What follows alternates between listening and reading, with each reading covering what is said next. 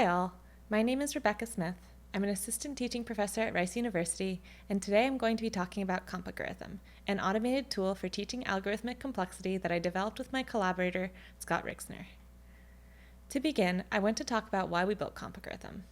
First, why did we choose to focus on complexity analysis? And the answer is simple. Students need to learn to write code that is not only correct, but efficient in time and space. But unfortunately, studies have shown that introductory students rarely have a good intuition for actually computing the efficiency or complexity of an algorithm. So our first goal was to help students develop a methodical approach to complexity analysis.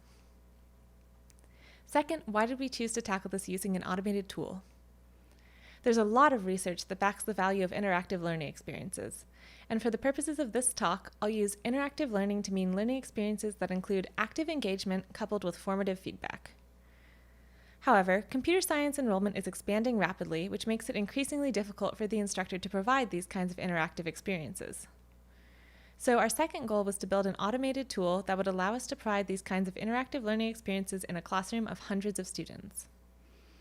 Bringing our two goals together, we developed Compigorithm, an interactive tool for guiding students through a 5-step approach to Big O complexity analysis. One more piece of context.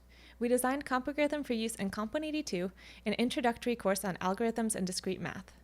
This course directly follows our introductory computational thinking course and is primarily taken by intended majors. In Comp 182, students typically analyze algorithms in the form of pseudocode and implement algorithms in Python. However, building Compigorithm required that the algorithms under analysis be expressed in a parsable language. Since students were already using it for the programming aspects of the course, Python was the obvious choice.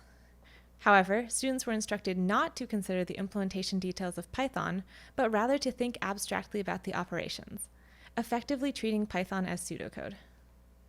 To that end, students were given clear guidance on how to think about the complexity of operations on various data structures. Now, given this context, let's walk through an example of the student workflow. First, Compigorithm presents students with instructions for performing the analysis, which include, among other things, the naming conventions used for variables. Note that Comp 182 makes heavy use of graph algorithms, and so Compigorithm was designed with built-in support for graphs. It assumes that there will be at most one input graph to an algorithm, and asks students to refer to the number of nodes and edges in that graph as n and m, respectively. It also introduces an additional variable, d of I, to refer to the degree of an arbitrary node I. Students may use d of I in intermediate steps, but will ultimately be asked to rewrite any expressions involving d of I in terms of only n and m. After reading the instructions, students begin the analysis. In the first step, they are asked to compute the complexity of each individual line. Compigorithm highlights the current line in blue and prompts the student to input its complexity. If their answer is correct, it will be annotated in the left-hand margin and control will move to the next incomplete line. And this process repeats for each line. Note that loops require the student to input two separate values. First, the complexity of the loop expression, in this case the expression to the right-hand side of the in operator, and also the number of iterations. Once again, correct answers are recorded in the left-hand margin. Note that Compigorithm automatically inserts plus signs, multiplication signs, and parentheses to help students with the aggregation of terms that will occur later on in the process. For instance, here the number of iterations, O of n, will ultimately be multiplied by the sum of the complexities of the lines inside the loop. After the student completes all of the individual lines, they'll proceed to step 2, which asks them to return to each loop nest and actually perform that multiplication. For a given loop nest, this process proceeds from the innermost loop outwards. This sample algorithm has two smaller loop nests within the larger loop nest, each of which is highlighted in blue, with the currently selected one being darker. The student must simplify this O of n times O of n expression, which becomes O of n squared. And when the student gets that correct, Compigorithm overwrites the original expression in the margin with the simplified version and moves on to the next available loop. This process proceeds until all of the loops are complete, at which point the student is prompted to perform the third step, degree substitution. In this step, the student needs to eliminate all instances of d of I by rewriting in terms of n and m. In this particular example, we have two d of I terms. These originated from this pair of nested loops, which together iterate n times d of I times. In performing degree substitution, the student must recognize that this n times d of I term is actually shorthand for the sum of d of I from node 1 to node n, which in turn is on the order of m, the number of edges in the graph. Thus, for each of these two terms involving d of I, the student must replace n times d of I with m, like so. Step 4 is more straightforward. Drop non-maximal terms from each individual line. And finally, step 5 asks the student to select all maximal terms from across all lines in order to get the final answer. Once they've completed the exercise, they're given a unique code for submission. Note that in the example I walked through, I got each of these steps correct.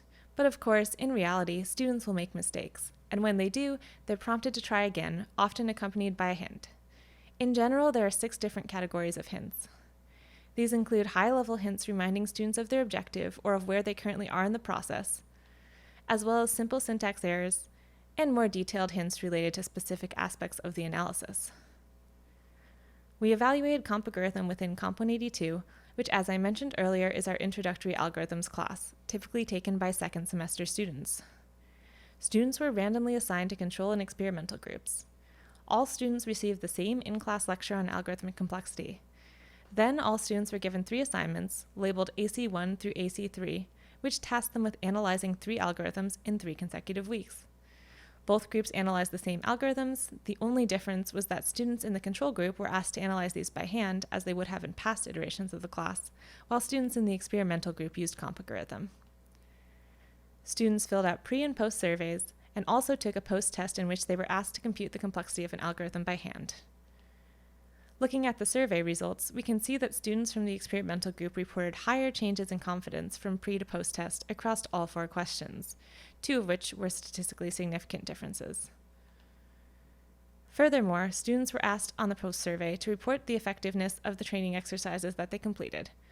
Here are the results from AC1, and as you can see, the experimental group found their exercises to be significantly more effective than the control group did theirs. And the results from AC2 to AC3 were extremely similar, again, statistically significant across the board. Most importantly, students in the experimental group outperformed students in the control group on the post test by a wide margin. With a total possible score of 20 points, the experimental group scored an average of 13.03 points to the control group's 9.86. Not only was this result statistically significant, but it had a large effect size of 0.84 as measured by Cohen's d. In conclusion, it's essential that students learn how to perform complexity analysis in order to write code that is not only correct but efficient. Compigorithm interactively walks students through a stepwise process for performing this analysis. Moreover, it requires minimal input from the instructor and provides students with immediate automated feedback. Most important of all, Compigorithm is effective. In our evaluation, we found that students who trained with Compigorithm not only reported greater gains in self-efficacy, but also significantly outperformed the control group on the post-test.